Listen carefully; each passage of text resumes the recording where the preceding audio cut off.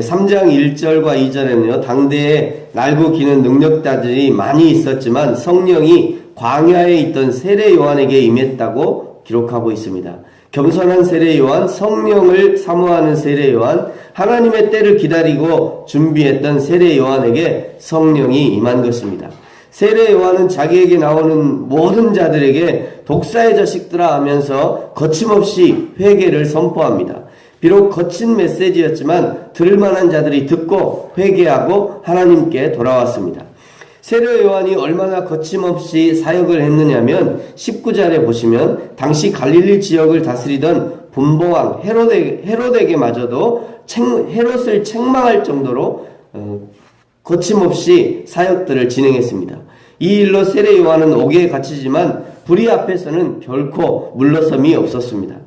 세례 요한의 메시지는 변함이 없지만 백성의 반응과 헤롯의 반응은 완전히 달랐죠. 백성들은 똑같은 메시지를 듣고 회개하고 자신의 죄를 인정하고 회개의 열매를 맺었지만, 그러나 헤롯은 똑같은 메시지를 듣고는 그 메시지를 선포한 세례 요한을 가둬버립니다. 저와 여러분은 하나님의 말씀 앞에 어떻게 반응합니까? 회개하고 돌이키고 말씀이 자신의 삶을 바꿔가시도록 인생의 왕자를 내드리고 계십니까? 아니면 말씀을 내 잣대로 재단하고 주님은 내 인생에 별 영향을 미치지 못하는 저 구석에 내몰려 있습니까? 날마다 말씀이 내 삶을 바꾸시고 치료하고 하나님이 원하시는 사람으로 만들어가도록 내 삶의 주도권을 날마다 주님의 손에 올려드리는 저와 여러분이 되기를 소망합니다. 요단강에서 백성들이 세례 요한에게 세례를 받을 때 예수님도 그 무리 중에 섞여서 세례를 받습니다. 오늘 21절과 22절 같이 한번 읽습니다. 시작. 백성이 다 세례를 받을새 예수도 세례를 받으시고 기도하실 때에 하늘이 열리며 성령이 비둘기 같은 형체로 그 위에 강림하시더니 하늘로부터 소리가 나기를 너는 내 사랑하는 아들이라 내가 너를 기뻐하노라 하시니라. 아멘. 예수님이 세례 요한에게 세례를 받을 때 마태복음에서는 세례 요한이 예수님께 세례 주는 것을 먼저 거부합니다. 주여 이럴 수 없습니다. 주여 제가 어떻게 주님께 세례를 베풉니까? 이랬더니 예수님께서 우리가 이와 같이 하여 모든 의를 이루는 것이 합당하다 말씀하시고 세례를 받습니다. 세례를 받으시고 물에서 올라오실 때 하늘에서는 성령이 비둘기 형상으로 내려오시고, 그리고 하늘에서는 너는 내 사랑하는 아들이다, 내가 너를 기뻐한다 하는 그 성부 하나님의 음성이 들립니다. 이 사건은 매우 중요한 사건으로요, 성부와 성자와 성령이 한 자리에서 동시에 나타나는 삼위 하나님의 공동 사역이라고 할 수 있습니다.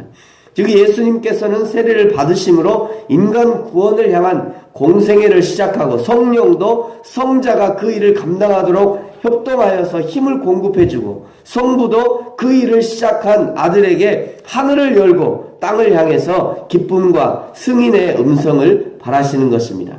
특별히 예수님이 세례를 받으시고 기도하실 때 하늘이 열렸다라고 기도하고 있는데요, 구약의 말라기 이후 지난 400년간 하나님의 긴 침묵을 이제 마치시고 드디어 말씀을 시작하시는데 중요한 의미가 있습니다.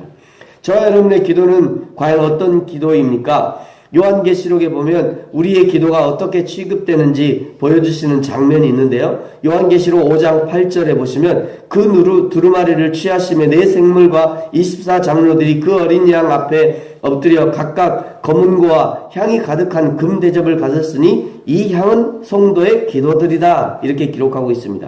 또 계시록 8장 3절에는요 또 다른 천사가 와서 제단 곁에 서서 금향료를 가지고 많은 향을 받았으니 이는 모든 성도의 기도와 합하여 보좌 앞 금제단에 드리고자 함이라, 이렇게 기록하고 있습니다. 하나님의 영광을 위해 기도한 모든 기도들이 하나님 앞에 올려지는 그런 광경인 것입니다. 뿐만 아니라 이 땅에서 예수 그리스도의 이름으로 기도한 모든 기도가 올려지는 것이죠. 예수님께서 세례를 받으시고 기도하실 때 하늘의 문이 열렸던 것처럼 저와 여러분이 기도할 때도 하늘의 문을 여시고 우리 하나님께서 우리의 기도를 응답하시는 것입니다. 그런데 이 기도를 왜 하나님이 향에 비유하셨나? 왜 하나님이 기도를 향이라고 말씀하셨는가? 성전에서 쓰는 향은요, 출애굽기 30장에 보시면 모세가 시내산에서 내려올 때 하나님께로부터 성막을 지을 그런 설계도를 이제 가지고 내려옵니다. 하나님이 말씀하신 거를 모세가 다 기억하고, 참 모세가 이제 그때 당시에 뭐 저희하고는 비교가 안 되겠지만 저희들은 타락해서요, 이렇게 지혜가 아무리 뛰어나도 140 이상을 못 가요. 그런데 그때 당시 모세의 당시에는 그래도 머리가 좋았던 것 같아요. 모세가 머리가 좋은 건지 하여튼 모세가 하나님이 그 많은 말씀을 하셨는데 그거를 전부 다 기억하고요, 말로 기억하고 옵니다. 그래서 내려와서는 그냥 다 이 백성들한테 얘기해 주죠. 성막에 들어가는 모든 기구를 어떻게 만들고 무엇으로 얼마만큼 어떤 문양으로 할지를 아주 자세하게 받아오는데 그 중에 이 향에 관한 내용도 들어있었습니다. 출애굽기 30장 34절부터 보면요, 이 향을 어떻게 만들지를 얘기합니다. 여호와께서 모세에게 이르시되 너는 소합향과 나가미향과 풍자향의 향품을 가져다가 그 향품을 유향에 섞되 각기 같은 분량으로 하고 그것으로 향을 만들되 향 만드는 법대로 만들고 그것에 소금을 쳐서 성결하게 하고 그 향 얼마를 곱게 찌어 내가 너와 만날 회막안 증거궤 앞에 두라. 이 향은 너희에게 지극히 거룩하니라. 내가 하나님을 위하여 만들 향은 거룩한 것이니 너희를 위하여는 그 방법대로 만들지 말라. 냄새를 맡으려고 이 같은 것을 만드는 모든 자는 그 백성 중에서 끊어지리라. 향은 아주 고급의 재료들을 섞어서 만듭니다. 소합향, 나가미향, 풍자향, 아주 고급의 향을 섞어서 만드는데요, 이 향은 성도의 기도를 상징하는데 우리의 기도가 하나님 앞에 이렇게 고귀하게 취급된다는 것을 보여주고 있는 것입니다. 또 이 향은 철저하게 여호와 하나님을 위해서 만들어야 하고 오직 여호와 하나님만을 위해서 쓰여져야 한다는 것입니다. 개인을 위해서 이 향을 만들어서도 안 되고 개인이 그냥 그 향을 맡아서도 안 됩니다. 그러면 바로 끊어진다, 바로 죽는다, 이렇게 얘기하시는 거죠. 우리의 기도 역시 여호와 하나님의 영광을 위해서 드려져야 함을 의미하는 것입니다.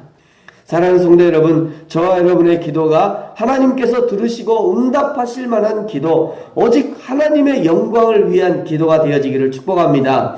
23절부터 이제 38절까지는요, 이 레위가 아니죠. 이 누가가 정리한 족보를 기록하고 있습니다.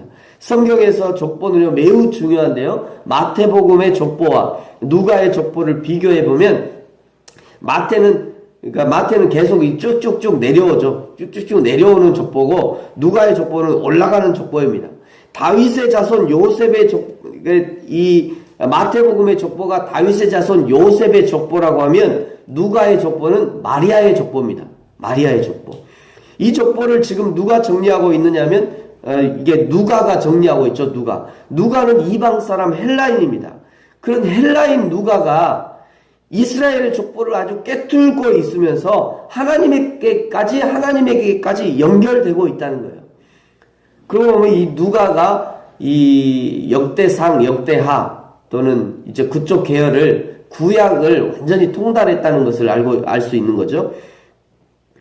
예수님의 족보를 하나님에게까지 연결시켰다는 것은 예수님이 곧 하나님께로부터 오셨다고 이제 증거하고 있는 것입니다. 하나님께로부터 왔다면 이스라엘만 위한 예수님이 아니라 온 인류의 구주로 오셨다는 것을 드러내고 있는 것이죠. 일부러 누가가 지금 그것을 드러내고 있는 것입니다. 사람이 곧 역사이다 라고 하는 이런 말이 있죠. 역사의 기록은 곧 사람의 기록이다. 그러니까 사람이 곧 역사이다, 이런 말입니다. 저와 여러분은 지금 어떤 역사를 써나가고 계십니까? 나의 역사를 통해서 어떻게 예수님을 드러내고 계십니까? 누군가 우리의 후손이 말이죠. 우리의 후손이 우리의 족보를 정리할 때 우리의 할머니, 우리의 할아버지가 이렇게 믿음으로 살았는지, 어떻게 믿음으로 살았는지, 어떻게 하나님 앞에 쓰임받고 살았는지 족보를 정리하면서 감사하고 감격하는 날이 있기를 축복합니다. 저와 여러분의 후손들이 그렇게 해야지요. 우리 할아버지가 이렇게 믿음으로 살았고 우리 할머니가 이렇게 믿음으로 살았고 그래서 오늘 우리 자손들이 이렇게 하나님의 복을 누리고 있다. 이렇게 기록하면 참 좋겠다라는 그런 마음이 들었습니다. 말씀을 마치겠습니다. 세례 요한은 회개의 세례를 전파하다가 헤롯에 의해서 옥에 갇히고 이제 30이 되신 예수님이 본격적으로 바톤을 터치해서 이제 사역을 시작하고 있습니다. 예수님의 사역을 기록하기 전에 누가는 예수님이 하나님께로부터 왔다는 것을 족보를 통해서 보여주고 있습니다. 저와 여러분도 나의 삶을 통해서 내가 하나님의 사람이며 하나님이 내 인생의 주인 되심을 날마다 드러내고 우리 자녀들에게 드러내고 그것을 증거하는 저와 여러분이 되어지기를 예수님의 이름으로 축복합니다. 자, 한번 기도하겠습니다.